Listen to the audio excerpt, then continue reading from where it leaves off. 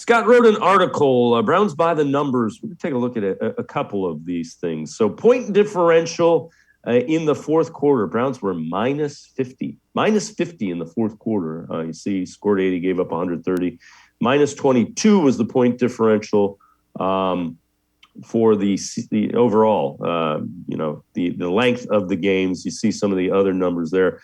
Scott, the point differential in the fourth quarter is stunning, especially when you consider how good the defense was. That shows you how much the offense struggled in the fourth quarter. Yeah, there's a stretch there, Dave. I think it was like 7 or 8 games where they scored 1 touchdown combined in the fourth quarter. You just can't win games like that. The games are too close in this league, and we saw it, right? The Browns lost 6 games by 6 points or fewer. You point to the Baker was 0 for 5 with the chance to, lead a go-ahead drive in the fourth quarter, and that adds up, and that's why some teams go to the playoffs and some teams don't. And the Browns were outscored last year. I don't know the exact point differential, but they were outscored overall last year. And you could point to a couple of blowouts, right? The opener against Baltimore and the game in Pittsburgh, which kind of skewed things. But I think the overall point is, if your games are going to be all that close, right, and you don't have a big point differential, then you better be good in key moments. And the Browns weren't. In the fourth quarter stat proves that. The red zone stats prove it. The Browns were not good in the red zone. And that's why those close games go the other way. Yeah, and another one that you had there was third down conversion. So the Browns converted 39.2% of the third down conversions, opponents 39.3%.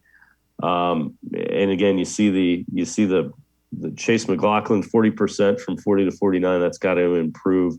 The sacks allowed by the Browns, 6th most in the NFL. And remember, we just told you how talented and how highly thought of the Browns' offensive line was. So to allow the 6th most amount of sacks, something's not adding up there. Yeah, the third down one, real quick, it's interesting. I mean, they're so close, right? 39 point whatever. The offense was, I think they're both kind of middle of the pack. I think the offense was 17th in the league. The defense was 14th.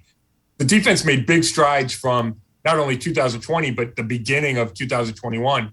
Got much better on third down, and I think that was just a sign of the overall improvement of the defense. But then, you look at, gosh, David, slip my mind. What was the other stat we were talking about? Short-term memory. It was a big one too. The sacks. The sacks. Yeah, a lot of that's Baker Mayfield. Yes, the tackle struggled, but Baker's got to do a better job getting the ball out of his hands. And we saw the double clutches, the not throwing the first read, right? The first read comes open. You got to make that throw. I think he hesitated too often to do that.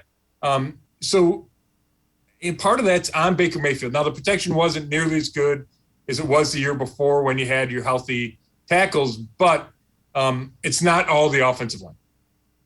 No, and the saying is you have to trust what you see, and when you see him double clutching and doing those kind of things, kind of leads you to believe Baker Mayfield wasn't trusting what he saw there.